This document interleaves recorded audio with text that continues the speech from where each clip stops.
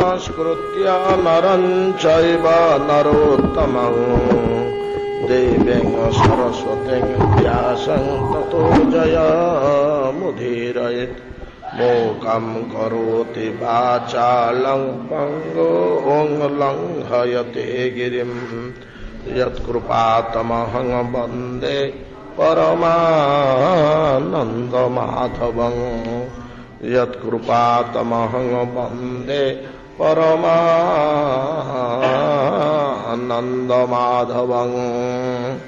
श्री विद्यापतिरुवाच हन्तते वर्णयिष्यामि दिव्याङ्गमूर्ति जगत्पतेः जां चर्म चक्षुषा दृष्ट्वा जायते मुक्तिभाजनम् नीलेन्द्रमणिपाषाणमयी मूर्ति पुरातनी जान्वहं ब्रह्मरुद्रेन्द्र पुरोगैरर्चितासुरैः आरोपिते यं दिव्याश्रक पूजायं हि सुपर्वभिः श्रेयं न म्लायते राजनृप न च गन्धेन रिच्यते दीने बहुतिथे जाते सदृशी स्रगधरो भवा दिव्योपहार निर्माल्य भक्षणात् क्षीणकल्मषं मां न पश्यसि किं राजन् अति मानुषवर्चसं। मुनि ऋषिमानଙ୍କ ସମ୍ମୁଖରେ ଉପବିଷ୍ଟ ତତ୍ତ୍ୱବେତ୍ତା ମହର୍ଷି ଜୟମିନି प्रभु श्री दारु ब्रह्ममूर्ति देवदेव जगन्नाथंकर लीला चरित गान करुछन्ति।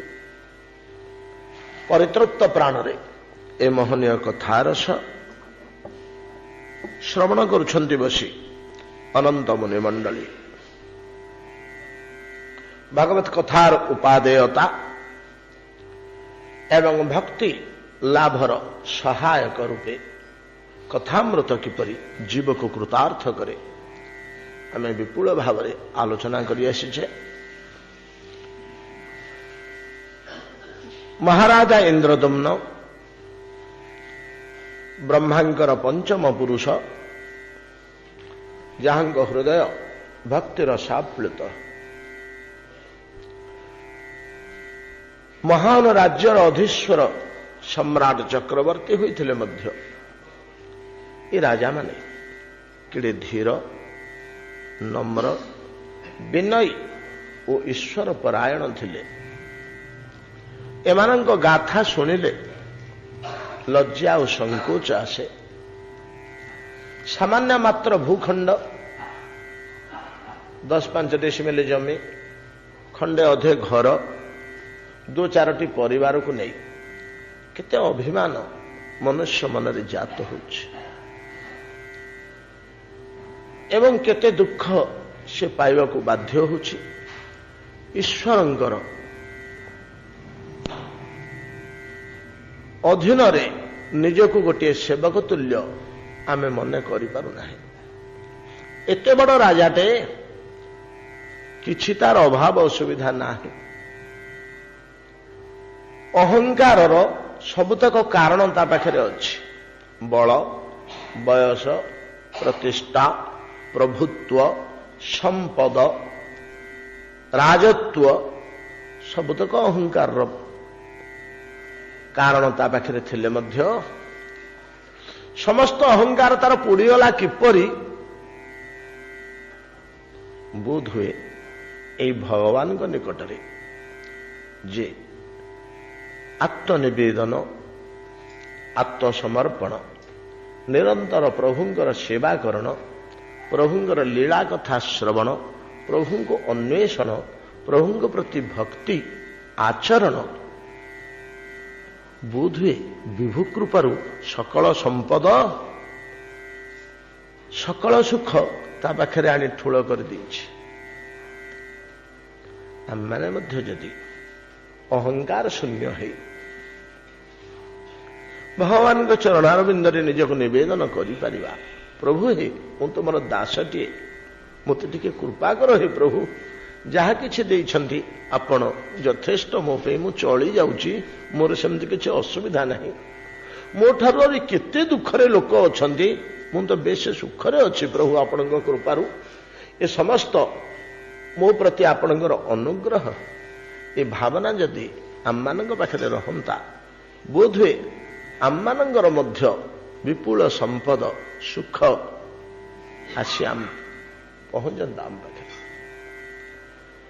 इंद्रदमन महाराजंकर सकल अहंकार जपरी दूरीभूत होइछि अहंकार कारणमान थाई आम अंतःकरण मध्य अहंकार दूरीभूत हो जाता जदि आम प्रत्यह विभु दर्शन करते प्रत्येकटी आहार भगवान प्रसाद होता प्रत्येकटी कथा आमर भगवान लीला सह सन्निहित हो चलु था प्रत्येकटी दिन आमर हरिचिंतन जदि बीतु जाऊ था बोधे इंद्रदम्न राजा भाया अहंकार शून्य अवस्था विपुल संपत्ति और सुखर अधिकारी आम मैंने पारती जी जो जहाँ पाई विभु कृपार पाई जी जो जहाँ पाई भगवान कृपार पाई अतएव मनटी निरंतर हरिचरणार बिंदरे संयुक्त करी रखी न पारिले मध्य चेष्टा करवा उचित भगवान कही गोटे गोटे जगार गोटे जीव जदि मो आड़ को पादे आगे आसे मु ता आड़ को 3 पाद आगे जाए मो आड़ को आसुची मुझे मो आड़ पलई थाए से मो आड़ को आसुची मुझे ता आड़ को पलई थाए शीघ्र आम जदि अल्प टिके ईश्वर आड़ को मन ढालिबा से आम मन को धीरे धीरे जोर करी टाणी नेबे चरणार बिंद को इंद्रदमन महाराजा हरिभक्त जुड़ुबुड़ु अवस्था विद्यापति श्रवण कलापर परितृप्ति आसुनी शुणिमारे परितृप्ति आसुनी यहाँ हूँ भक्तिर लक्षण जेते शुणुले आउ शुणा को इच्छा है आउ शुणा को इच्छा है से केवल संतोष नाई परितृप्ति नाई जो मैंने प्रचुर शुणी पकईले प्रचुर जानी पकईले से मैंने भावती आहा मो जीवन धिक मोर किछि हेलानी मु किछि पाइलिनी मु किछि शुणी पारलिनी जेतिकी जेतिकी बढ़ुथिबो आहार सेतिकी सेतिकी बढ़ुथिबो क्षुधा बड़ सुंदर श्लोकटी एकादश स्कंदरे कहिछन्ति कवि तो जेपरी प्रत्येक गुंडारे टिके टिके क्षुधा निवृत्ति है भक्ति परेशानुभव विमुक्ति भक्ति परेशानुभव विमुक्ति ये 3टा धीरे धीरे धीरे धीरे बढ़े जेतिकी जेतिकी मन लगी लगी जाए भगवान को चरणार बंदरे भक्ति बढ़े भगवान को अनुभव हृदय रे जात हुए आम भगवान बोले बर्तमान किसी अनुभव कर भगवान ना भगवान मुहरे कही दौचे अंतःकरण रे किसी अनुभव होनी आमर भक्ति परेशानुभव विरक्ति भवत्यत्रैक चैक एक काल एका बेले 3टाक बढ़ अन्यत्र विरक्ति ईश्वर अनुभव एवं हरिपादार बिंदरे भक्ति ये 3टाक एका बढ़े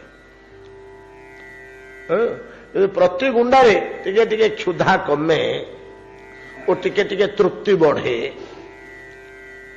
आम तो थालिक जाक कंसाक जाक एकाथरे भर्ती कर दौने कंसे भात बढ़ाई 20 कि 25 गुंडारे आम खाइले प्रत्येक गुंडारे कौन हूँ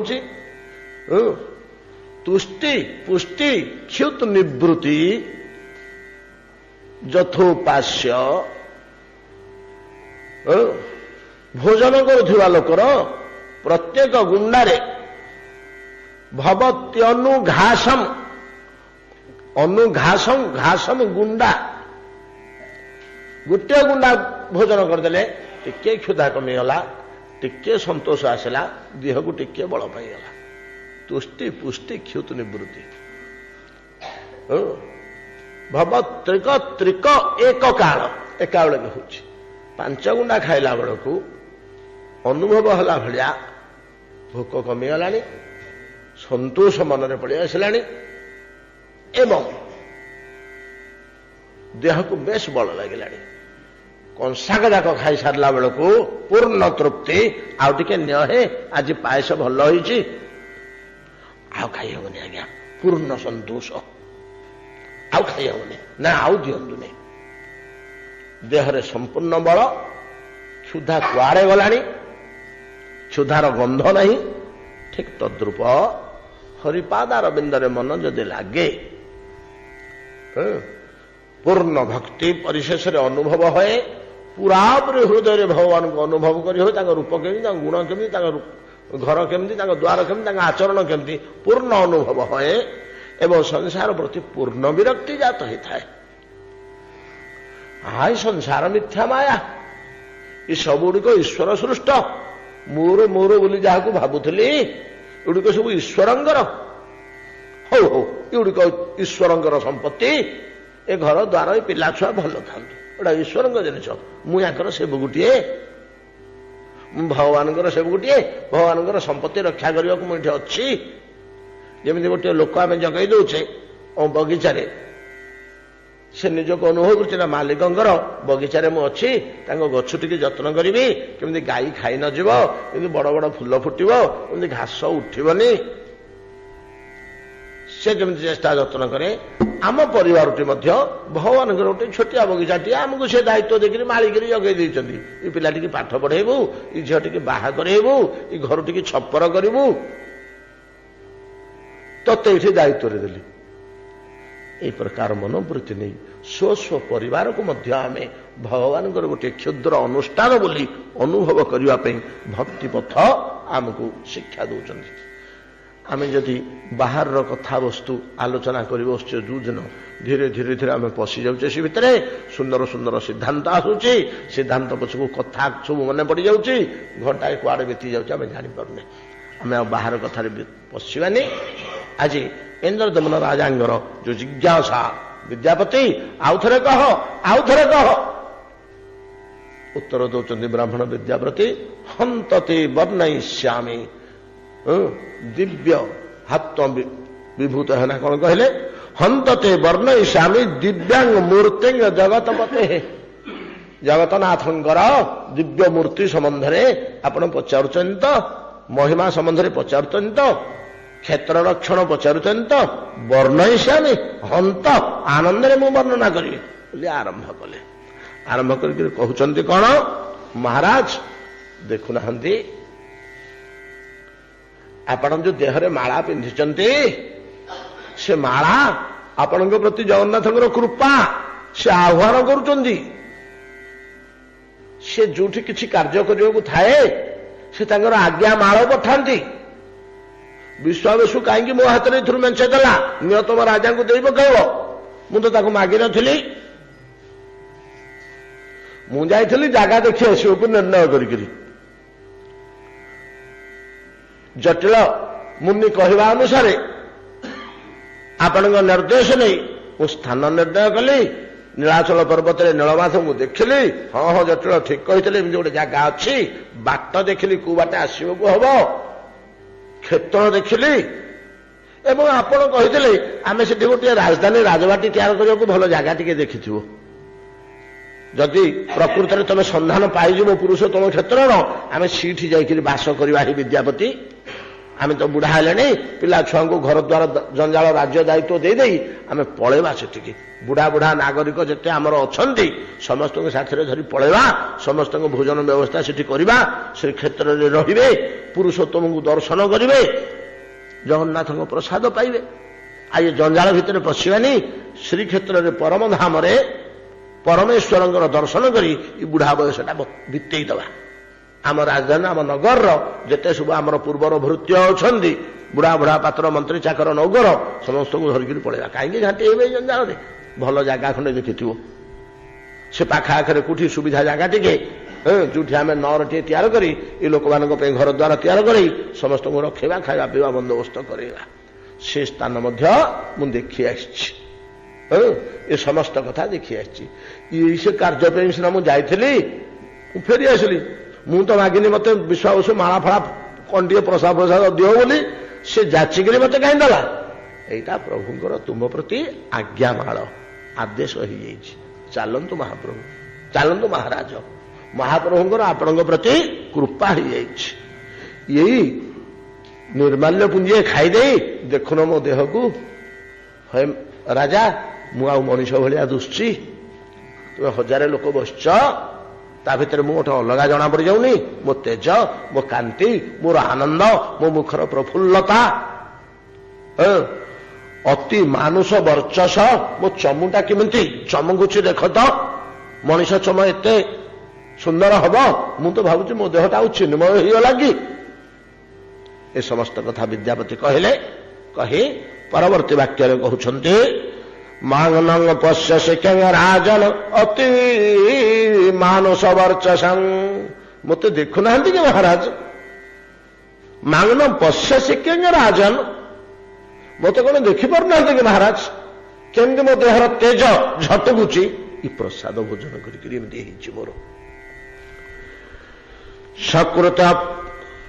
ସକୃତପ୍ୟ ସନାଦସ୍ୟ କ୍ଷୁତ ପିପାସା ବଳକ୍ଷୟା ନ ବାଧନ୍ତେ ନୃପ ଶ୍ରେଷ୍ଠ ଦୃଷ୍ଟେନା ଦୃଷ୍ଟ କଳ୍ପନ। ଏଇ ଶ୍ଲୋକଟିର ଅଧୁଟି ଆମର ପରଦିନ ହେଇଯାଇଥିଲା, କାଲି ତ ଇଆଡେ ସିଆଡେ କଥା ପଳେଇଲା। ମହାରାଜ ଏ ନିର୍ମାଲ୍ୟ ଭୋଜନ କରିସାରିଲା ପରେ ମୋ ଦେହରୁ କେତେବେଳେ ହେଲେ ବଳ କ୍ଷୟ ହେଲା ଭଳିଆ ମୁଁ ଅନୁଭବ କରୁନି। ଏତେ ପଥ ଶ୍ରାନ୍ତ ହେଇ ମୋ ରଥରେ ଛେଚି କଚି ହେଇକିରି ଆସିଲି, ମତେ ଟିକେ କୋଉଠି ଦୁର୍ବଳ ଲାଗେନି, ଟିକେ ହାଲିଆ ଲାଗେନି। ଏ ସାରଥି ରଥ ରଖଟି ବଡ କଷ୍ଟ ହେଲାଣି, ବସି ବସି ଅଣ୍ଟା ପିଠି କଣ ହେଇଗଲାଣି, ଟିକେ ବିଶ୍ରାମ କରିବା। ଗଛ ମୂଳେ ରଥ ରଖ, ମୁଁ ଟିକେ ଗଡି ପଡେ ଏଠି, ଅଧଘଣ୍ଟେ ଶୋଇବା, ଟିକେ ଅଣ୍ଟା ପିଠି ସିଧା ହେଲେ ତାପରେ ଉଠିକିରି ଯିବା। ଏକଥା ମୋର କହିବା ଆବଶ୍ୟକ ହେଇନି। ମୋ ବଳ କେତେବେଳେ ହେଲେ କ୍ଷୟ ହଉନି, ମୋ ମନ ଦୁର୍ବଳ ହଉନି, ମୋର ବୁଦ୍ଧି ନିସ୍ତେଜ ହଉନି, ମୋର ଆଳସ୍ୟ ଆସୁନି। ଏ ନିର୍ମାଲ୍ୟର ଏଭଳି ଶକ୍ତି ଅଛି। ଆମେ ଏଇଥିରୁ ଆରମ୍ଭ କରି ପ୍ରଭୁ ଶ୍ରୀରାମଙ୍କ କଥା, ବିଶ୍ୱାମିତ୍ରଙ୍କ ଚରିତ, ବଳା ଅତି ବଳା ବିଦ୍ୟା ବିଷୟରେ ଆଲୋଚନା କରି ସିଆଡ଼କୁ ପଳେଇଥିଲେ। ସେଦିନ ଏ ପାଦକ ଆମର ଆଲୋଚନା ହେଇଥିଲା। ସକୃତ ଅପି ଅସନାଦସ୍ୟ, ସକୃତ ଅପି ଅସନାତ ଅସ୍ୟ ନିର୍ମାଲ୍ୟସ୍ୟ। ଏହି ନିର୍ମାଲ୍ୟର ସକୃତ ଥରୁଟିଏ ଭୋଜନ କଲେ କ୍ଷୁଧା ପିପାସା ଆଉ ଆସେ ନା, କ୍ଷୁଧା ତୃଷା ଥାଏ ନା, କିମ୍ବା ବଳ କେବେ ହେଲେ ଦେହରୁ କ୍ଷୟ ହୁଏ ନା। ନ ବାଧନ୍ତେ ରୂପ ଶ୍ରେଷ୍ଠ ଦୃଷ୍ଟେ ନା ଦୃଷ୍ଟ କଳ୍ପନ।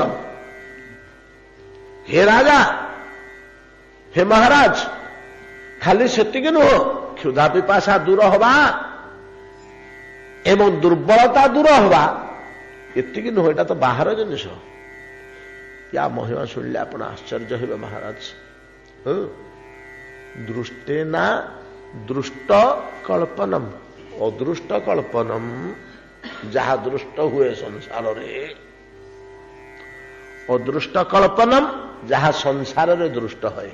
ଅଦୃଷ୍ଟ ଅବସ୍ଥାରେ ଥାଏ, ଦୃଷ୍ଟ ଅବସ୍ଥାକୁ ଆସେ। ଅଦୃଷ୍ଟ ଶବ୍ଦ ଆମର ବ୍ୟବହାର ଆମେ ଜାଣିଛେ। ଅଦୃଷ୍ଟ କହିଲେ ଆମେ ତାକୁ ଭାଗ୍ୟ, ମୋ କପାଳରେ ଥିଲା, ମୋ ଭାଗ୍ୟରେ ଥିଲା, ଦୈବ ୟା କଲା ବୋଲି ଆମେ କହୁଛେ। ତ କେତେବେଳେ କହୁଛେ? ଯେତେବେଳେ ଅଦୃଷ୍ଟଟା ଦୃଷ୍ଟ ହେଉଛି। ଯେତେ ସମୟ ପର୍ଯ୍ୟନ୍ତ ସେ ଦୃଷ୍ଟ ନ ହେଇକିରି ଅଦୃଷ୍ଟ ଅବସ୍ଥାରେ ରହିଛି ଆମେ ଜାଣିପାରୁନେ। ଗୃହ ଦାହ ହେଇଗଲା, ପତ୍ନୀ ପୁତ୍ର ନାଶ ହେଇଗଲେ, ଭୟଙ୍କର ବ୍ୟାଧିରେ ପୀଡ଼ିତ ହୋଇପଡ଼ିଲେ, ଋଣଗ୍ରସ୍ତ ହୋଇପଡ଼ିଲେ, ଶତ୍ରୁଗ୍ରସ୍ତ ହୋଇପଡ଼ିଲେ, ଅଙ୍ଗହାନି ହେଇଗଲା, ଜାଣିଲେ, ଦେଖାଗଲା, କାହିଁକି ଆଙ୍କର ଏଇ ଦୁଃଖ, ଏ ଅବସ୍ଥା କାହିଁକି ଆଙ୍କର ହେଇଛି, ବୁଝିଲା, ଏଟା ଅଦୃଷ୍ଟରେ ଥିଲା। ଏଟା ହଉଛି ତାର ନିୟମ। ଆମେ କେତେ ଥର ଆଲୋଚନା କରିଛେ, ଏ ଜଗତରେ କିଏ କାହାକୁ କିଛି କରିଦିଏ ନା। ନିଜକ ତ କରମ ଭୋଗ ସମତାତା, ନାଇଁ କି? काहु न केहू सुख दुख कर दाता, किए क्या सुख दे दिएनि कि किए क्या दुख दे दिएनि। मो शाशु मते दंड देला, नाइलो बहु तू पूर्व जन्म रे कौन कर्म करूलु जे तोर दुख भोगिବାକୁ थिला, शाशुटा निमित्त मात्र, तो शाशु दंड देनी। तो कर्म फल तू भोगुଛୁ, शाशु बाटे आसुची सेटा निमित्तटा। जेमिति स्वकृत कर्म फल आमर ग्रह माध्यम आसे, ग्रह तो सब 9टा, ग्रह कहीं आमको दंड देवे। दुर्ग्रह पड़गला, भासीगला मो संसार, कौन भी एमती है ना कौन कह मत राहु महादशा पड़ी, लग्न रे राहु खाऊची मत कोरी कोरी या कहूचे, कहीं राहु तुमको खाईदब, मोटे खाइबनी। आ तो राहु कौन करुच्छी ना तुम कृत कर्म तुम पाखे आनी पहुंचे दूची। बाबुरे तू अर्जिलु पूर्वे तो संपत्ति तू नहीं भोग करे। तू जदि पूर्वे अन्य को सुखी कर थांतु एबे सुख पाऊ थांतु, तू अपर को दुखी कर एबे दुख पाउछ। तो कृत कर्म तो काहु न केहू सुख दुख कर दाता, निज कृत कर्म भोग सब ताता। श्रीमद भागवतर अंतिम श्लोक गोटे अच्छे जहां आम आलोचना करें।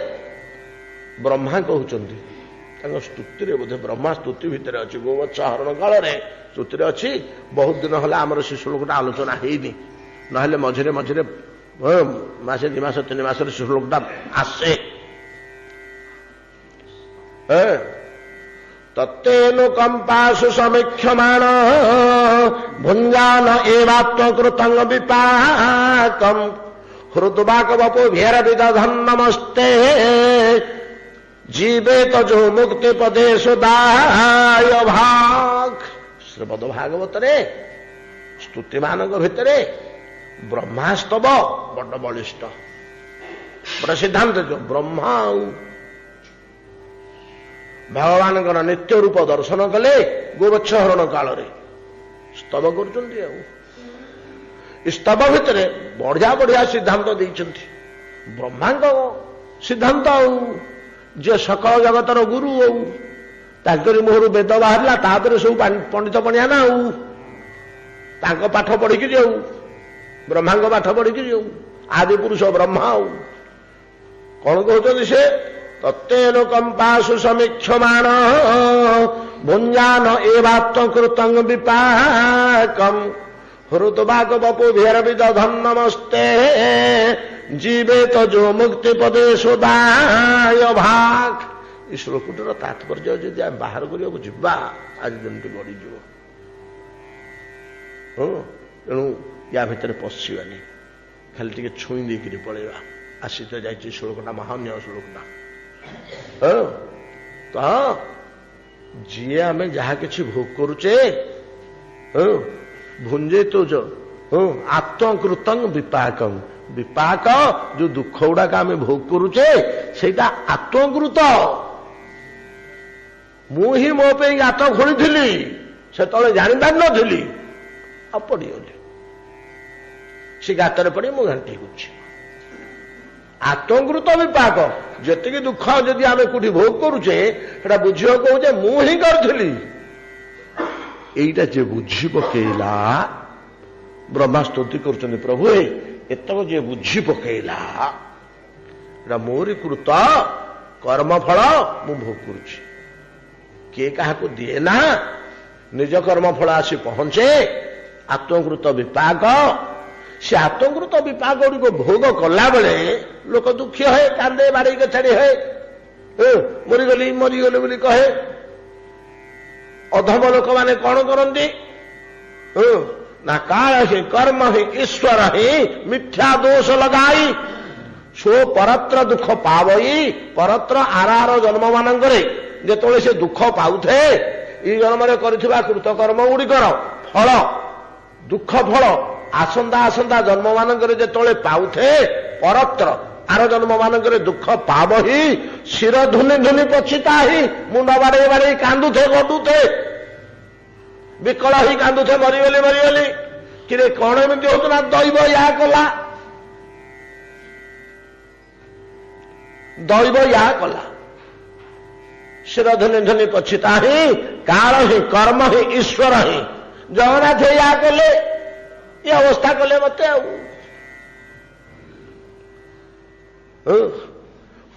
कर्म ही मो कपाल या थिला एमती गुड़े कहे नाई तो कपाल नथिला तो कपाल तू कुंदीचु दी तीन जन्म पूर्वे किए कहीं तो कपाल पूरे दब जहाँ कपाल सी संभाली पारनी तो कपाल पुरुष तो कपाल तू भर्ती करुचु काल ही कर्म ही ईश्वर ही मिथ्या दोष लगाई किंतु जे विवेकवान लोक है प्रभु ब्रह्मा कहते से अनुभव करके देखे जे कुजन्म करा भोग कर अनेक लोग या कहते अनेक लोग पाटर या बाहर टिके विवेक जार अच्छी कुजन्म कार घर मु बुड़े थी मो घर बुड़ीगला आज्ञा कुजन्म क्या घर मु बुड़े थी एक कथा कहती एतिकी बुझिला पर जदि लोकटा एतिकी बुझीगला ताहले बुझिबको से ज्ञान स्तर को आसीगला से ज्ञानी लोकटा सिद्ध ज्ञानी न हो ब्रह्मज्ञानी न हो किंतु किछिटा ज्ञान तार अच्छी तेणु से क्या दोष न दे कहे मुझे जन्म करी भोगुची मुझे जन्म करी भोगुची तो एतक बुझी सारा जदि सी खुशी हो आनंद हो तत्नु कंपा सुसमीक्षमाण आहे जगन्नाथ किड़े कृपा कल हे ना कौन कल रे तोर ना प्रभु मो घर टी बुड़े देल केड़े कृपा है प्रभु तुमर घरटी तो बुड़िला तोर आ जगन्नाथ कृपा कौन कले जदि परम विवेकी हो सामान्य विवेकी होते कहे मो कृत कर्म फल पाइले परम विवेकी लोक जदि ताले से कह प्रभु आपण कृपा मो घर बुड़ी आपण कृपा करके मोर एतक कर भगवान कौन कृपा कले तो कर्म परा तू भोग करुचु ना हाँ मो कर्म मु भोग करुचु तो कर्म को तू भोग करुचु आ जगन्नाथ कौन कले हाँ शुण भाई जगन्नाथ कौन कले मो कर्म मु भोग करुचु पोती थिला मो कपाल भितर थिला सेटा को प्रभु वर्तमान बाहर कले कहले भोगी दे भोगी दे शीघ्र एटा सरीगले गला था उल्लू मूल भाया पिंड भाया माटी भर प्रति वर्ष ताधर केते गजा बाहर था भोग होगा गला कौन बुझिपारे ऋण थिला 2-3 लाख टकर ऋणटे रही प्रति वर्ष सुध बढ़ुची सीधे सीधा सुझाईगले गला ना आउ सुध बाहर कि बैंक कह के 35,000 तुम वर्ष आड़ा सुध आउ ता दिहरे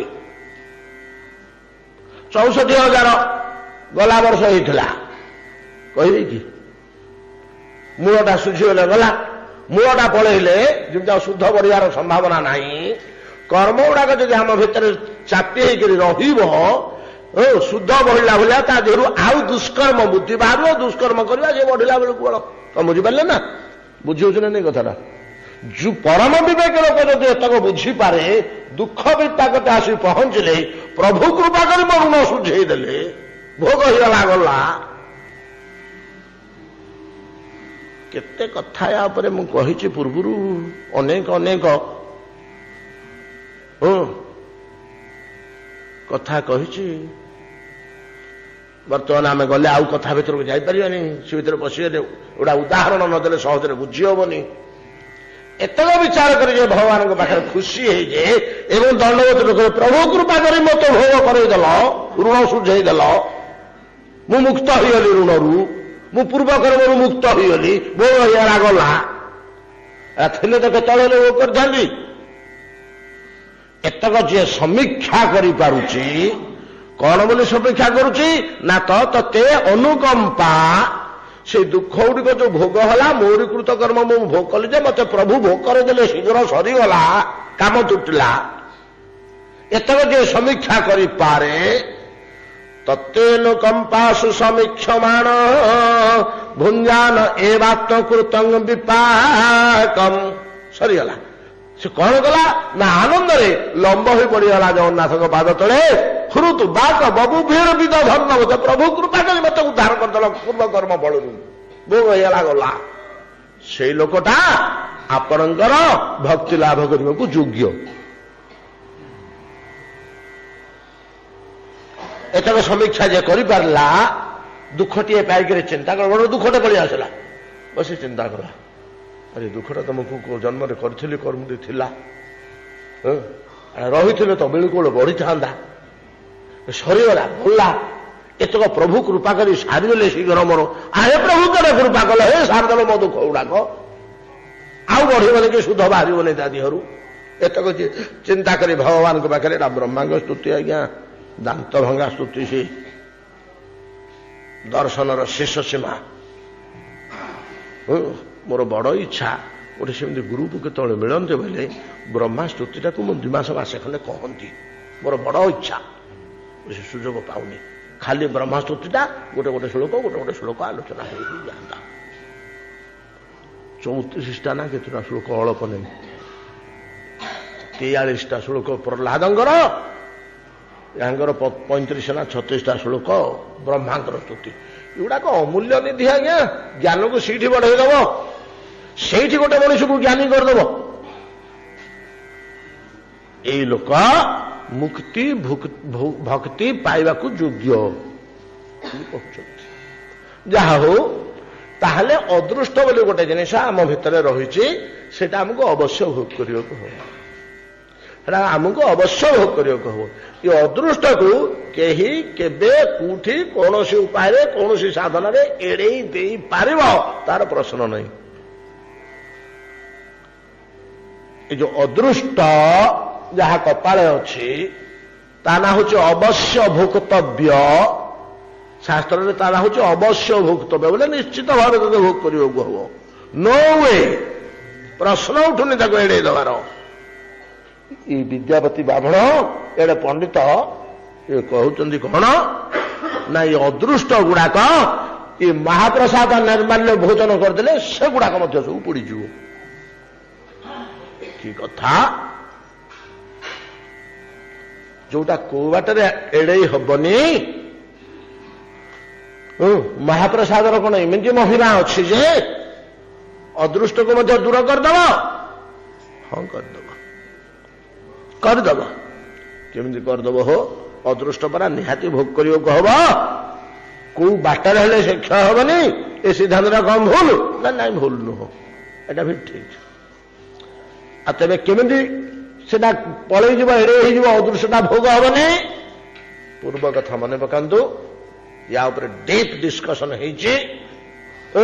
दुईटा न्याय एठी लगुच जमी कोर्ट रे वकिल माने तर्क कला बेले न्याय निर्णय करने कि दफा सब लगाती आम न्याय दर्शन बोली गोटे दर्शन अच्छी तादेह सब दफा अच्छी जोड़े दफा ये लगुच से दीटा दफा लगे ये अदृष्टा उड़ब कौन गोटे हूँ हस्ती पुष्पस्तबक न्याय आ गोटे हूँ पद्मपत्र शतवेद न्याय जोड़े न्याय लगे से दीटा न्याय अदृष्टा उड़ीज पद्मपत्र शतवेद न्याय गुड्डे अदृष्ट एका बेले के भोग हो गुड्डे अदृष्ट 2 मिनिट भीतर भोग हो सीढ़ी चढ़ी चढ़ी चढ़ी गले आम 600 पाउछ चढ़ले जा 12 नंबर महला को जा लिफ्ट रे पड़े चटकरी पड़े से पाउछ आम अतिक्रम करचे सब पाउछ गुड़ा अतिक्रम हो ना नहीं 600 पाउछ अतिक्रम हो लिफ्ट गले जना पड़ानी आम छिड़ा होती भुचकरी पड़ेगा सेमतिका पद्मपत्र 100टा छुंचरे फोड़देले जमी चटकरी कणा होगा 100टा आग गोटे गोटे गोटे गोटे गोटे गोटे जदि फोड़ुवा चुंचरे आमको 10 मिनिट लगे 100टा फोड़ा ଚାକିରି ଧରିଲୁ ଏକାଥରେ ଛୁଞ୍ଚି ଗେଞ୍ଜି ଦେଲୁ ଟପ୍ କରି ଆର ପଟେ ବାହାରି ପଡ଼ିଲା। କିନ୍ତୁ କ୍ରମ ନଷ୍ଟ ହେଇନି। ପ୍ରଥମେ ତଳପତ୍ରଟା କଣା ହେଇଛି, ତାପରେ ଦ୍ୱିତୀୟଟା, ତାପରେ ତୃତୀୟଟା, ତାପରେ ଚତୁର୍ଥ, ତାପରେ ପଞ୍ଚମ, ତାପରେ ଷଷ୍ଠ ଠିକ୍ ଯାଇଛି ନା ନାଇଁ? ଏତେ ଶୀଘ୍ର ପଡ଼ିଛି ତା ନା ପଦ୍ମପତ୍ର ଶତବିଧ ନ୍ୟାୟ। ସବୁଗୁଡ଼ାକ କର୍ମ ଏକା ବେଳକେ ଅଳ୍ପ ସମୟରେ ଭୋଗ ହେଇଯିବ। ମହାପ୍ରସାଦର ଏଇ ମହିମା ଅଛି। ସବୁ ଭୋଗ କରିଦେବ। ଯେତେକ ଅଦୃଷ୍ଟ ଅଛି ସବୁ ତାକୁ ଟାଣି ଆଣିକି 2 ମିନିଟରେ ଭୋଗ କରେଇଦେବ। 2 ମିନିଟରେ ଭୋଗ କରେଇଦେବ ଯେ ସେ ଲୋକଟା ଆଉ ଥିବ ତ ପେଶୀ ହେଇଯିବନି। ଟିକେ ଟିକେ ସିନା ଦୁଃଖଟା ବାଣ୍ଟି ହେଇକିରି ଥିଲେ ଭଲ ହେଇଥାନ୍ତା। ଏକା ବେଳକେ ସବୁତକ ଦୁଃଖ ଯଦି ଅପକର୍ମ ବିପାକ ମାରି ବସିବ ସେ ଲୋକଟାର ଅବସ୍ଥା କ'ଣ ହବ? ନା କିଛି ହବନି। ମହାପ୍ରସାଦର ମହିମା କ'ଣ ହବ? ନା ସେଠି ଲଗଉନ ହସ୍ତେ ପୁଷ୍ପସ୍ତବକ ନ୍ୟାୟଟା। ମହାପ୍ରସାଦ ସେତେବେଳକୁ ଏତିକି ବଳ ଧୈର୍ଯ୍ୟ ତେଜ ଦେଇଥିବ ଯେ ଏ ଆଘାତ ଗୁଡାକ ତାକୁ କିଛି ବାଧିବନି। ଭୋଗକୁ ଭୋଗ ହେଲା, ଅନୁଭବ କିଛି ହେଲାନି। ହାତୀକି ଫୁଲ ମଣ୍ଡାଟେ ଫୋପାଡ଼ିଲେ ନାଇଁ କି? ହସ୍ତି ପୁଷ୍ପସ୍ତବକ ନ୍ୟାୟ କହିଛି, ଆଗରୁ ଆଲୋଚନା ହେଇଛି। ଆମର ପିଲାଗୁଡ଼ିଏ ଦାଣ୍ଡରେ ଖେଳୁଥିଲେ, ଏଡେ ବଡ଼ ଗେଣ୍ଡୁ ଫୁଲଟେ ଧରିଛନ୍ତି, ତାକୁ ବଲ କରିକି ଫୋପଡ଼ା ଫିଙ୍ଗା ହେଇକି ଖେଳୁଛନ୍ତି। କି ଫୁଲ ଗୁଡ଼ିଏ ଗୁନ୍ଥିକିରି ଫୁଲର ଗୋଟେ ମଣ୍ଡା କରିଛନ୍ତି, ତା ଦେହରେ ଖେଳୁଛନ୍ତି ଦାଣ୍ଡରେ 5-7ଟା ପିଲା। ହାର ଚିହ୍ନ ରହିଛି ତାଙ୍କର ସେଥିରେ।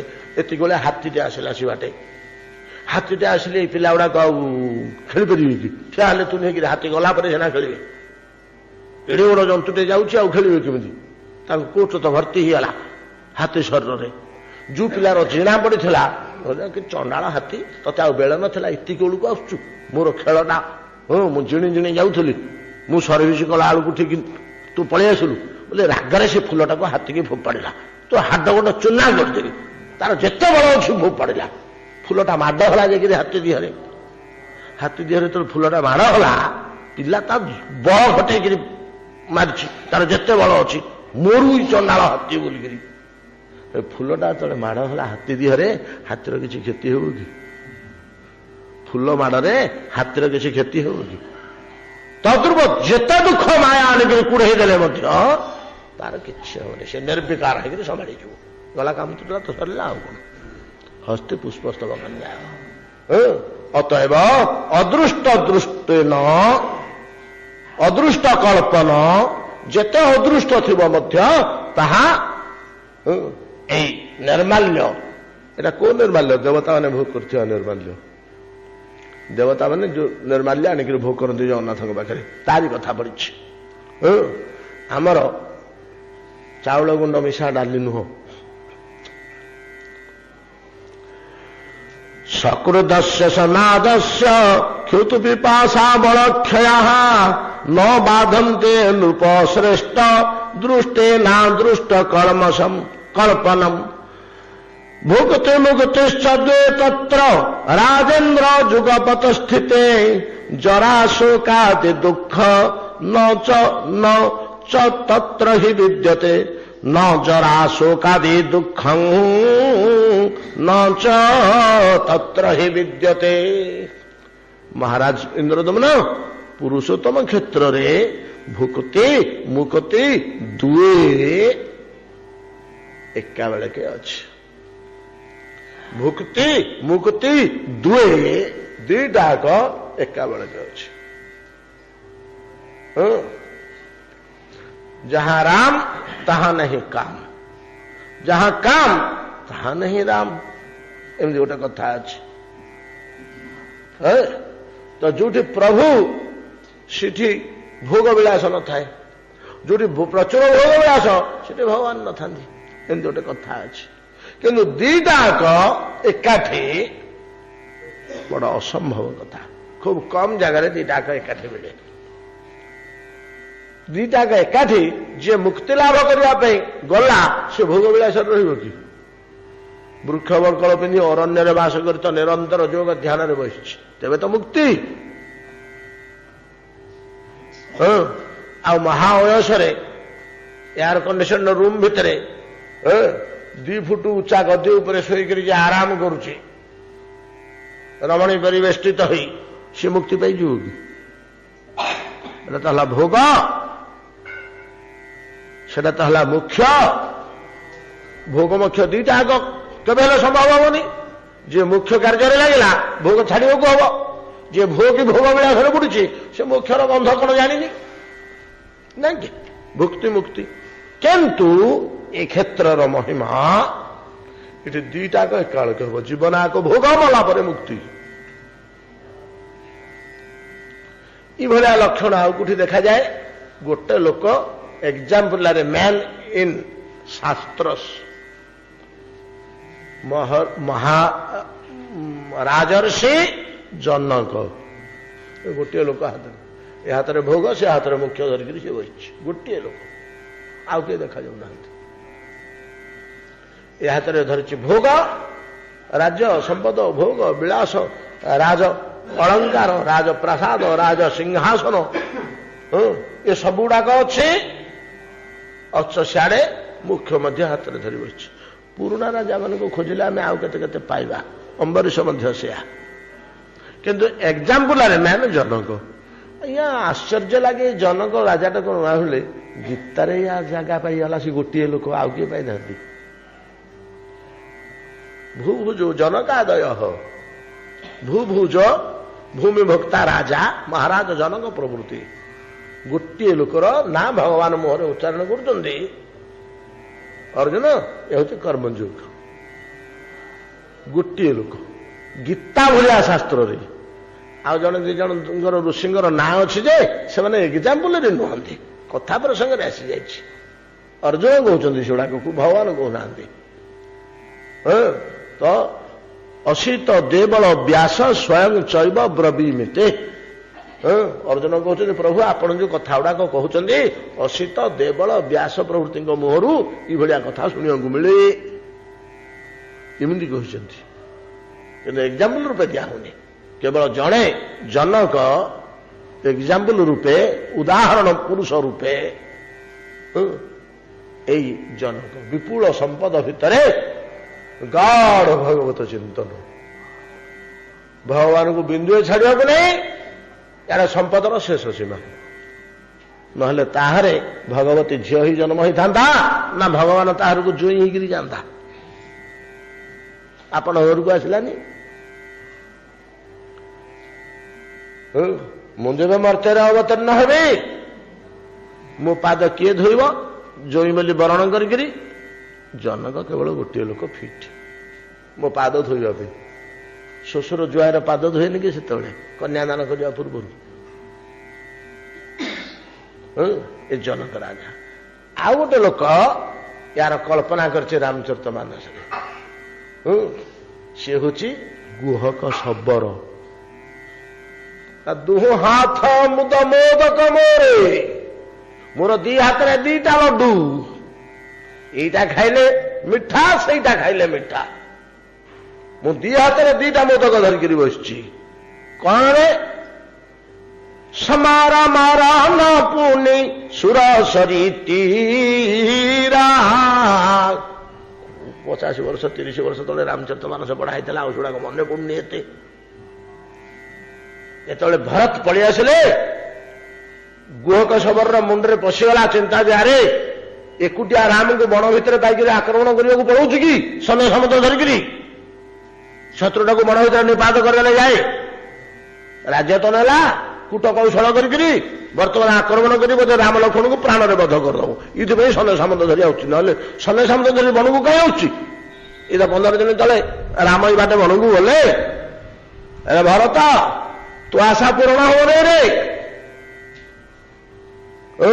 ମୋ ଆଖିରେ ପଡିଗଲୁ ମୋ ଗାଁ ବାଟେ ଯାଉଛୁ ତତେ ଛାଡ଼ିଦେବି କି ଏଇଠି ତ ନିପାତ ହେଇଯିବୁ କରିଦେବି ସମସ୍ତଙ୍କୁ।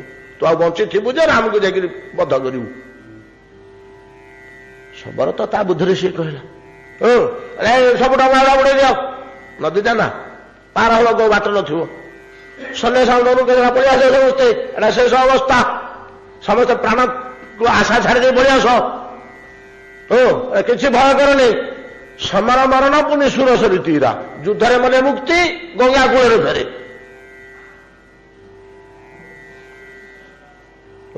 ଗଙ୍ଗା କୂଳରେ ମରଣ। ସେଟା ଏଡେ ବଡ଼ ଚକ୍ରବର୍ତ୍ତୀ ରାଜାଟେ ଆମେ ତାକୁ ପାରିବା କି ନ ପାରିବା ପ୍ରାଣ ତ ଦେଇପାରିବା। ଯଦି ଜଣିଗଲେ ପ୍ରଭୁଙ୍କୁ ରକ୍ଷା କରିଦେଲେ ଯଦି ମରିଗଲେ ବୈକୁଣ୍ଠକୁ ପଳେଇଲେ। ଦୁହ ହାତ ମୁଦ ମୋଦକ ମୋରେ।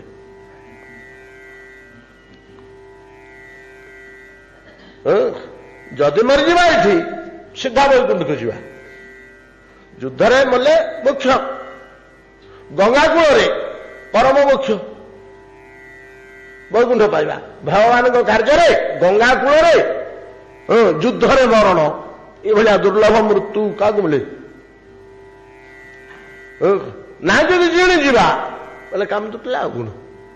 ଯଦି ଭାରତକୁ ନିପାତ କରିଦେଇ ପାରିବା ତା ବାହିନୀ କି ବୋଲେ ପ୍ରଭୁଙ୍କର କାର୍ଯ୍ୟ ହେଇଗଲା ଆଉ ପ୍ରଭୁଙ୍କର ପୂର୍ଣ୍ଣ ସନ୍ତୋଷ ଆମ ଉପରେ ହେଇଯିବ ଆଉ। ତେଣୁ ଦିଟା ଆଗ ଉପରେ ଆମର ସଫଳ ଅଛି।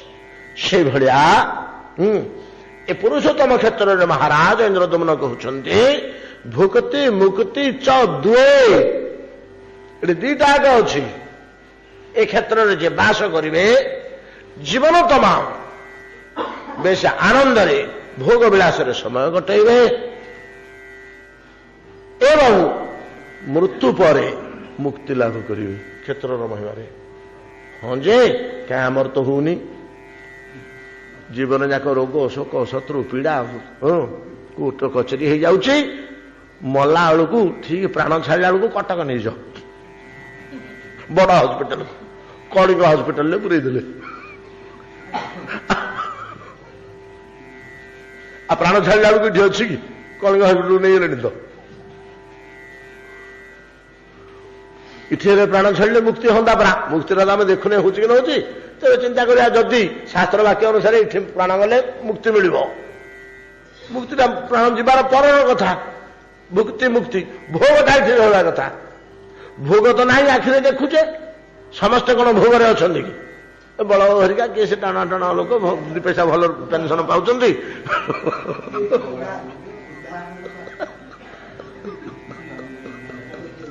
ଆମେ ବାହାରୁଛୁ ଗୁଡା କି କଲବଲ ରହୁଛୁ। ରାତି ପାଇଲେ 30 ଜଣକୁ ପଶିବୁ, ପଇସାଟା ଆମକୁ କୋଉଠୁ ଇନକମ ନାହିଁ।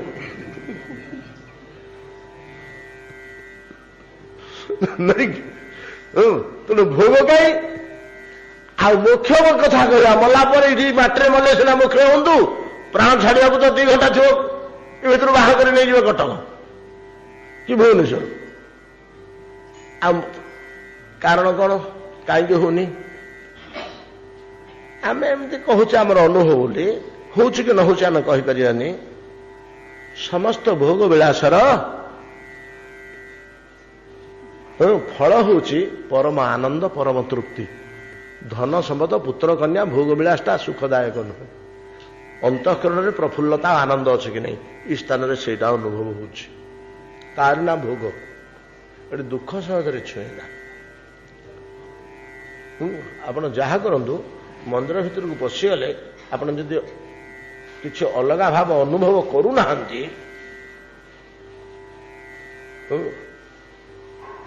ଆଉ ୟା ଭିତରେ ଏ ଝାଞ୍ଜପିଟା ମାଟିର ଗୋଟେ ଅଛି ମୂଲ୍ୟ ଅଲଗା। ଏଇଟା ଆମ ମଠ, ଆମେ ସବୁ ବସୁଛୁ ବୋଲି ମୁଁ କହୁନି। ଏଇଟା ପ୍ରକୃତରେ ଏଇଟା ରାଧାରମଣ ବଡ଼ବାଜର ପାଦାଙ୍କିତ ଭୂମି। ତ ଅଳ୍ପ ଦିନ ତଳେ ସିଦ୍ଧ ପୁରୁଷଟେ ଏଠି ଲୀଳା କରିକିରି ଯାଇଛି। ଆପଣ ଏଇଟାକୁ ମନେ ରଖନ୍ତୁ। ସବୁଦିନ ତ ଆସୁଛନ୍ତି, କେତେବେଳେ ଫିଲ୍ କରନ୍ତୁ। ବାହାରୁ ଆପଣ ବୁଲି ବୁଲି ଆସିବେ, ଏ ଭିତରକୁ ପଳେଇ ଆସିଲେ ଆପଣ ଗୋଟେ ପ୍ରକାର ଚିନ୍ତାମୁକ୍ତ ଗୋଟେ ଅଲଗା ମନୋଭାବ ହେଇଯିବ। ହଜାରେ ଦୁଃଖ ଥିଲେ ମଧ୍ୟ ସେଟା ଭୁଲି ହେଇଯିବ। ଏ ଗୋଟେ ଅଲଗା ପରିତୃପ୍ତି। ଆଉ ଭୋଗର ତ ଅନୁଭବ ହଉଛି ତୃପ୍ତି। ଏଠି ତ ତୃପ୍ତି ଅଛି, ଆଉ ତେଣୁ ଭୋଗ ଅଛି। ଆଉ କଣ ଦ୍ରବ୍ୟ ନଥାଉ, ତୃପ୍ତି ତ ଅଛି। ଏମିତି ଅନେକ ସ୍ଥାନ ଆମେ ପାଇବା ଏଠି ଶ୍ରୀକ୍ଷେତ୍ରରେ। ଏବଂ ମୃତ୍ୟୁ ପରେ ମଧ୍ୟ ମୁକ୍ତି ଯେ ମିଳୁନଥିବ ସେ କଥା କହିହେବନି। ମହାତ୍ମା ମହାପୁରୁଷ ମାନେ ଆମର ବାଜ ମହାଶୟ କୁକୁରଟିଏ ଦେଖିଲେ ଜଗନ୍ନାଥ ମନ୍ଦିରକୁ ଯେତେବେଳେ ଯାଉଥିବେ, ଆମେ ଶୁଣିବାକୁ ପାଇଛୁ ବୁଢ଼ାମାନଙ୍କଠୁ, କୁକୁରଟିଏ ଦେଖିଲେ ଏମିତି ଟିକେ ହାତ ଉଠେଇଦେଲେ। ଗୋଟେ ଯାଉଥିବେ ଏମିତି ଟିକେ ହାତ ଉଠେଇଦେବେ, ମାନେ ମନେ ମନେ ସେ ପ୍ରଣାମ ଟିକେ କରୁଛନ୍ତି କୁକୁରଟାକୁ। କାହିଁକି? କୁକୁରଟେ ତ ଲେଗଡ଼ା କୁକୁରଟେ ଶୋଇଛି ଦିବାଡ଼ି ଖାଇକିରି କାଠୁ, ତାକୁ କାହିଁକି ମୁଣ୍ଡିଆ ମାରୁଛନ୍ତି? ଧାମବାସୀ କଣ ଗୋଟେ ସେ ଅନୁଭବ କରନ୍ତି ନା। ଆଉ ଧାମବାସୀ ନହେଲେ ପ୍ରଣାମ କରନ୍ତିନି। ବୁଲା କୁକୁରଟାକୁ ପ୍ରଣାମ କରନ୍ତିନି। ଧାମବାସୀ ମୃତ୍ୟୁ ପରେ ମୋକ୍ଷ ଲାଭ କରିବୁ। ଆଉ କୁକୁର ହେଇଛି, ହଁ କଣ ଟିକେ ଅପରାଧ ହେଇଯାଇଥିଲା ଠାକୁରଙ୍କ ପାଖରେ କି କ୍ଷେତ୍ର ଭିତରେ, ଯେ କର୍ମ ଫଳଟା ଟିକେ ସରିଯାଉଛି। ଆଉ କଣ କୁକୁର ଦେହରେ କର୍ମଫଳଟା ସରିଯାଉଛି ଆଉ କ'ଣ କି ଗୋଟେ ମହାପୁରୁଷ କ'ଣ ଟିକେ ଅପରାଧ ହେଇଗଲା ସେ ଅପରାଧଟା ଗୋଟେ ଭୋଗ ହେଇଯାଉଛି କୁକୁର ରୂପରେ ଏ ଦେହ ଛାଡ଼ିଲା ପରେ ସେ ନିଶ୍ଚୟ ଶୁଦ୍ଧ ପୁରୁଷ ହେଇ ଜନ୍ମ ହେବ ନହେଲେ ତ ମୁକ୍ତି ଲାଭ କରିବ ଇଏ ହେଲା ସେମାନଙ୍କ ସିଦ୍ଧାନ୍ତ ସେମାନଙ୍କୁ ଏଇଟା ଦୁଷୁଛି ଆମକୁ ଦୁଷୁନି କାରଣ କାହିଁକି ଆମେ ଏଗୁଡ଼ା ଅନୁଭବ କରିପାରୁନୁ ତାର କାରଣ ହେଲା ଆମେ କ୍ଷେତ୍ରରେ ଅଛୁ କ୍ଷେତ୍ରର ମହିମାଟା ହିଁ ଆମକୁ ଜଣାପଡ଼ୁନି ଆମକୁ କଟକ ଯେମିତି ଲାଗୁଛି ପୁରୀ ସେମିତି ଲାଗୁଛି କଲିକତା ସେମିତି ଲାଗୁଛି ଏକା ମାଟି ଏକା ଘର ଏକା ଦ୍ୱାର ଗୁଡ଼ିକରେ କ୍ଷେତ୍ରର କୌଣସି ବୈଶିଷ୍ଟ୍ୟ ଆମେ ମାନୁନୁ କି ଅନୁଭବ କରିପାରୁନୁ କ୍ଷେତ୍ରର କ୍ଷେତ୍ରତ୍ୱଟା ଆମ ହୃଦୟରେ ଅନୁଭବ ହଉନି କୌଣସି କାରଣରୁ କୋଉଠି ଆମର ଦୋଷ ରହିଯାଇଛି ଯୋଉ ଦୋଷ ଫଳରେ ଆମର ଏଟା ଅନୁଭବ ହଉନି ଯାହା ହଉ ଶାସ୍ତ୍ର କିନ୍ତୁ କହୁଛନ୍ତି ଯେ ଆପଣ ଟିକେ ଯଦି ଚିତ୍ତଟାକୁ ନିର୍ମଳ କରି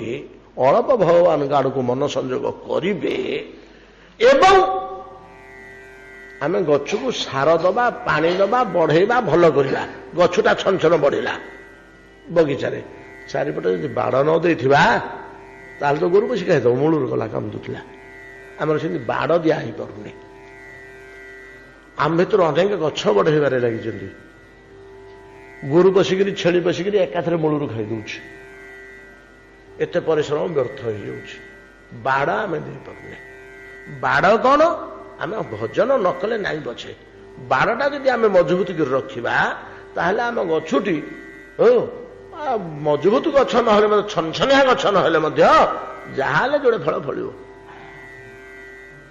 ଯାହାହେଲେ ଯୋଡ଼େ ଫଳ ଫଳିବ ଆଉ ଗୋରୁ ପଶି ଖାଇଗଲେ ତ ମୂଳକୁ ଗଲା ସେଇଭଳିଆ ଆମେ ଭଜନ କରିବା ଦରକାର ନାହିଁ ଆମେ ଗୀତା ପଢୁଛେ ଭାଗବତ ପଢୁଛେ କରୁଛେ କିନ୍ତୁ ବାଡ଼ ବାନ୍ଧୁନେ ବାଡ଼ କ'ଣ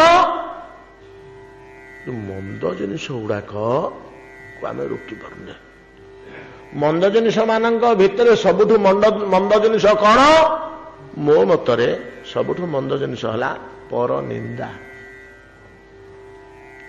ଯୋଉଠି ଦେଖ ଆମେ ଏଉଠିକି ଜୋର କରି ଧରୁଛୁ କାହାର ପ୍ରଶଂସା ଆମ ବାଟରୁ ବାହାରିବନି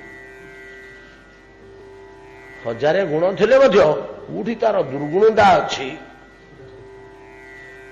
ସେଉଠିକି ଆମେ ଯେତିକି ବସିକରି ଘାଣ୍ଟ ଚକଟ କରୁଛୁ କାହାର ସୁଗୁଣ ଆମକୁ ଦୁଷୁନି ତେଣୁ ନିରନ୍ତର ଆମେ ପରନିନ୍ଦାରେ ରହୁଛୁ ଏଇଟା ହଉଛି ବଡ ପାପ ବଡ ବାଡ଼ର ବଡ ଗଳିଆ ଏଇଟା ଗୋଟେ ଜାଗାରେ ଗୋସାଇଁଜୀ ରାମଚରିତ ମାନସରେ ଲେଖିଛନ୍ତି ପରନିନ୍ଦା ସମ ନହି କଛୁ ପାପା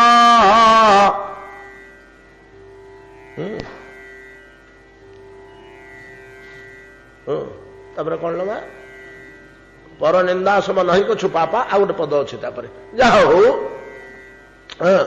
ପରନିନ୍ଦା ସମ ନହି କଛୁ ପାପା ସେ ପାପ ମାନଙ୍କ ଭିତରେ ସବୁଠୁ ପରନିନ୍ଦାଟାକୁ ନିର୍ଣ୍ଣୟ କରୁଛନ୍ତି ବଡ ପାତକ ବୋଲି ଗଲା ଗୋଟିଏ ଜିନିଷ ଆମେ ପରର ଅନିଷ୍ଟ ଚିନ୍ତା ଓ ଅନିଷ୍ଟ କାର୍ଯ୍ୟ ମଧ୍ୟ କରୁଛେ ଏଗୁଡ଼ା ମଧ୍ୟ ବାଡ଼ରେ ବଡ଼ ବଡ଼ ଗଳିଆ ଯୋଉ ବାଟେ ଛେଳି ଗୋରୁ ପଶିବେ ବସିକିରି ଆମ ଭଜନ ବୃକ୍ଷକୁ ଖାଇଯିବେ ଆମେ ହରିଭଜନ କରୁଛେ କଥା ଶୁଣୁଛେ ନାମ ଜପୁଛେ ଜଗନ୍ନାଥ ଦର୍ଶନ କରୁଛେ ମହାପ୍ରସାଦ ଭୋଜନ କରୁଛେ ନାନା କର୍ମ କରୁଛେ ଏ ବାଡ଼ଟାକୁ ଯଦି ଟିକେ ଆମେ ଭଲ କରି ବୁଝିଦବା ତାହେଲେ ଆମର ଏଗୁଡ଼ାକର ଫଳ ମିଳନ୍ତା ଆମେ ଏଗୁଡ଼ାକର ଫଳ ପାଉନେ ଗୋରୁ ପଶି ଖାଇଯାଉଛନ୍ତି ଏଇଟାକୁ ପ୍ରଥମେ ଯୋଗା ଦରକାର ଗଛ ଇଏ ନ ହଉ ପଛେ ଯତ୍ନ ନ ହଉ ବାଡ଼ୁଟା ଜୋର ଥାଉ ବାଡ଼ଟା ଜୋର ପଡ଼ିଲେ ସେ ଶୁକୁଟା ଗଛଟାରେ 2-4ଟା ଫଳ ହେଲେ ଫଳିବ 2 ବୋଝ ଫଳ ନ ଫଳିଲେ ମଧ୍ୟ 2-4ଟା ହେଲେ ତ ଫଳିବ କି ସେରେ ଫଳିବ ଯାହା ହଉ ଏ ସମସ୍ତ କାରଣରୁ ବିଭିନ୍ନ କାରଣରୁ ଆମର ଗୁଡାକ ଅନୁଭବ ହଉନି ଭକ୍ତି ମୁକ୍ତିଶ୍ଚତେ ତତ୍ର ରାଜେନ୍ଦ୍ର ଯୁଗପତ ସ୍ଥିତେ ନ ଜରା ଶୋକ ଦୁଃଖଞ୍ଚ ନ ତତ୍ର ହି ବିଦ୍ୟତେ ଏଠି ଶୋକ ଦୁଃଖ ଜରା ଇତ୍ୟାଦି ଗୁଡାକ ନ ବିଦ୍ୟତେ ଏଠି ଏ କ୍ଷେତ୍ରରେ ନାହିଁ ଯତ୍ର ସାକ୍ଷାତ ଜଗନ୍ନାଥ ପ୍ରସନ୍ନ ବଦନୋ ବିଭୂ ଫୁଲ୍ଲେନ୍ଦୀବର ପତ୍ରାକ୍ଷ ପ୍ରସନ୍ନ ମୃତ ମୁକ୍ତିଦ ଯୋଉ କ୍ଷେତ୍ରରେ ଯତ୍ର ସାକ୍ଷାତ ଜଗତନାଥ ପ୍ରସନ୍ନ ବଦନ ବିଭୂ ହସ ହସ ମୁହଁରେ ବସିଛନ୍ତି ରଙ୍ଗା ଅଧରରେ ଝରି ପଡୁଛି ହସ, ସେ କ୍ଷେତ୍ର ଭିତରେ ଏ ଦୁଃଖ ଗୁଡାକ ହବା କଥା ନୁହଁ, ନା ହବନି। ଫୁଲ୍ଲେନ୍ଦୀବର ପତ୍ରାକ୍ଷ, ଇନ୍ଦୀବର ପଦ୍ମ, ପଦ୍ମପତ୍ର ଭଳିଆ ଗୋଲ ଗୋଲ ଚକ୍ଷୁ କରିକିରି, ଫୁଲ୍ଲେନ୍ଦୀବର ପତ୍ରାକ୍ଷ, ମୁହଁଟି ଫୁଲ ଫୁଟିଥିବା, ଇନ୍ଦୀବର ପଦ୍ମ, ମୁହଁଟି ଫୁଟିଲା ପଦ୍ମ ଭଳିଆ ଶୋଭା ଦୁଶୁଛି, ପତ୍ର ପଦ୍ମପତ୍ର ଭଳିଆ ଗୋଲାକାର ଚକ୍ଷୁ ଗୁଡ଼ିକ ଧରି ଯୋଉଠି ପ୍ରଭୁ ଭଗବାନ ଶ୍ରୀ ଜଗନ୍ନାଥ ପ୍ରସନ୍ନ ମୂର୍ତ୍ତି ହେଇକିରି ବସିଛନ୍ତି ଏବଂ ମୁକ୍ତି ରୂପକ ଅମୃତ ଦାନ କରୁଛନ୍ତି, ସେ ଭୂମିରେ ଦୁଃଖ କ୍ଲେଶ ଗୁଡାକ ପଶିବା କଥା ନୁହଁ। ଆମେ ବାର ବୁଝିପାରୁନେ। ଏତେ ଶ୍ରୀ ସ୍କାନ୍ଦେ ଇନ୍ଦ୍ରଦମ୍ନ ନୃପତି ବିଦ୍ୟାପତି ପ୍ରତି ସ୍ୱରୂପ ପୁରୁଷୋତ୍ତମ କ୍ଷେତ୍ର ବିଷୟକ ପ୍ରଶ୍ନେ ନାମ ନବମ ଅଧ୍ୟାୟ, 10ମ ଅଧ୍ୟାୟ। ଇନ୍ଦ୍ରଦମ୍ନ ବାଚ, ଇନ୍ଦ୍ରଦମ୍ନ ପୁଣି ପଚାରୁଛନ୍ତି, ଜନ୍ମ ପ୍ରଭୃତି ତତ୍ର ତ୍ୱଂ ନ ପ୍ରୟାତୋ ଦ୍ୱିଜୋତ୍ତମ କଥଂ ବିଦ୍ୟାତ ଭବାନ ଦିବ୍ୟ ବୃତ୍ତାନ୍ତଂ ପୁରୁଷୋତ୍ତମେ। ଇନ୍ଦ୍ରଦମ୍ନଙ୍କୁ ଆଉ ଗୋଟେ କଣ ଆଶ୍ଚର୍ଯ୍ୟାନ୍ୱିତ କଲା, ତାଙ୍କ ମନରେ ଆଉ ଗୋଟେ କଣ ଭାବନା ଆସିଲା। ସେ ବୋଲେ ରହ ରହ ବିଦ୍ୟାପତି ଗୋଷେଇ ହୋଇ ହେ,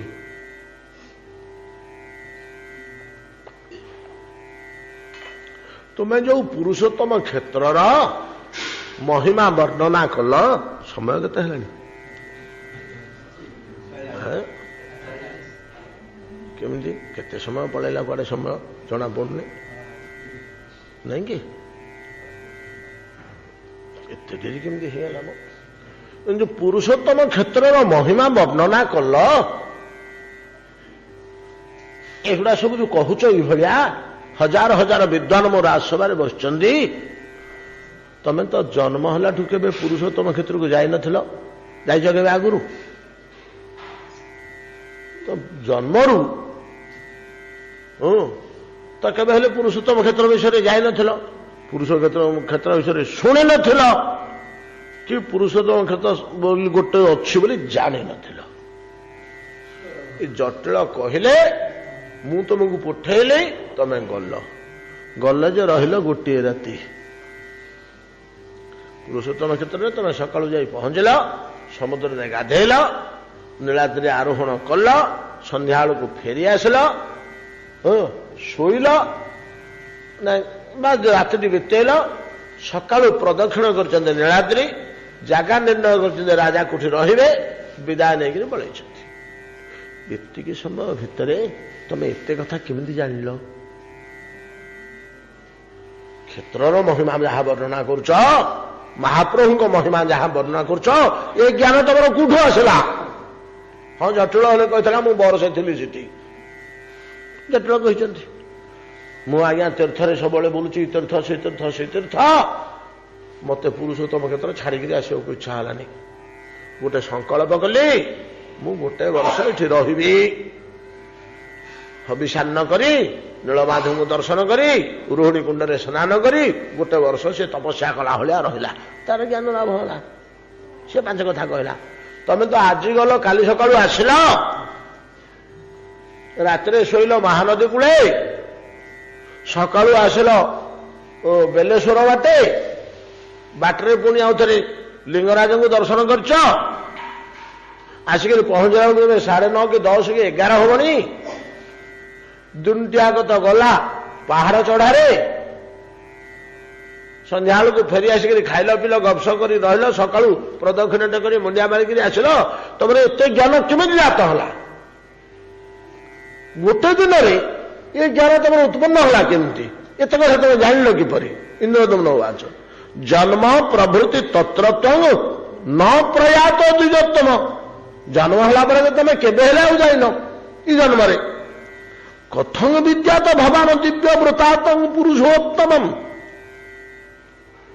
କଥଂ ବିଦ୍ୟାତ, କେମିତି ଜାଣିଲ ପୁରୁଷୋତ୍ତମଙ୍କର ବିପୁଳ ବୃତ୍ତାନ୍ତ? କେମିତି ଜାଣିଲ? ବିଦ୍ୟାପତିରୁ ବାଚ, ବିଦ୍ୟାପତି ଉତ୍ତର ଦଉଛନ୍ତି କଣ? ତତ୍ରସ୍ଥିତୋହଂ ସାୟାହ୍ନେ ଭଗବନ୍ତମ୍ ଉପାଗମମ୍ तस्मिन् काले दिव्यगन्धो बभौ च शिशिरो मरुत् उद्यतः संकुलः शब्दः श्रूयते सुवियत पथे क्रमात् जाहि प्रयाहीति स तु वर्णमयः स्वन् दिविष्टानङ्ग पतत पुष्पं दृष्ट्याच्छादित पर्वत। विद्यापति कहले महाराज कहबी गोटे दिन में मोर विपुल ज्ञान केमिति जात हला कहूँ शुणु। मु जो दिन जाइली आम तो पहाड़ ओह्लैक पलि आसिलु पहाड़ ओह्लैक आसी सबरपल्ली आम बसीचु जहाँ वर्णना अच्छी सबरपल्ली गाँ मुंडे गोटे बरगछ मूले मंडपटे से मंडप को लगिक छोटिया पत्र गुड़ियाटी से कुड़िया विश्वासु रहे से कुड़िया विश्वासु रहे सियाड़ को सबरपल्ली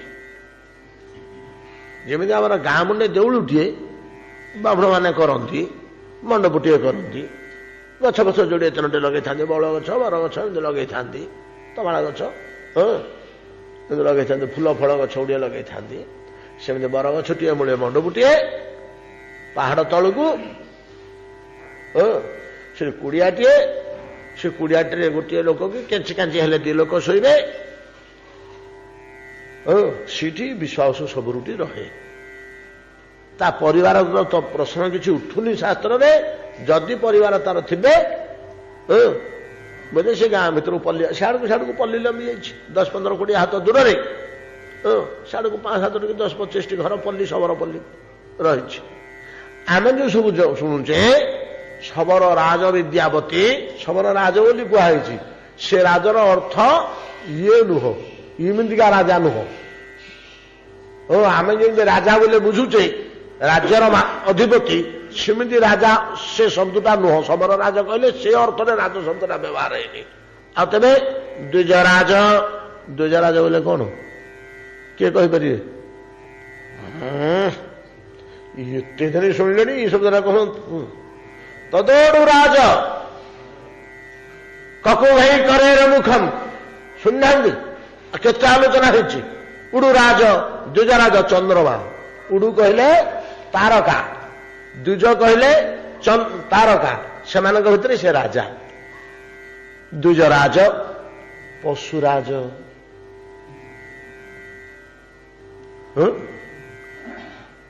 पशुराज कहीं कहती सिंह राज शब्दटा उत्कृष्ट अर्थ व्यवहार हुए अतएव सबल राज कहले पुथरे जहाँ लिखाई ता अर्थ है उत्कृष्ट सबरटे हरिभक्त संपन्न सबरटे राजा नुहे किंतु आमर आइडिया हूँ कौन तार उआस थिला तार लोकबाक थी ओ ता झील जो सुंदरी जेते अलंकार पिंधि ललिता इमिका राजा से नुह कुड़ियाटी गाँ मुंडे से पहाड़ तले आम रात्रिटी एम से मंडप उपर जापन कले सेतबले महाराज गोटे अद्भुत घटना घटिला कि घटना घटिला विद्यापति कौन कहे आसंता काली आलोचना करवा एति कथा विश्राम करंतु भजनिता ये गौर राधे श्या।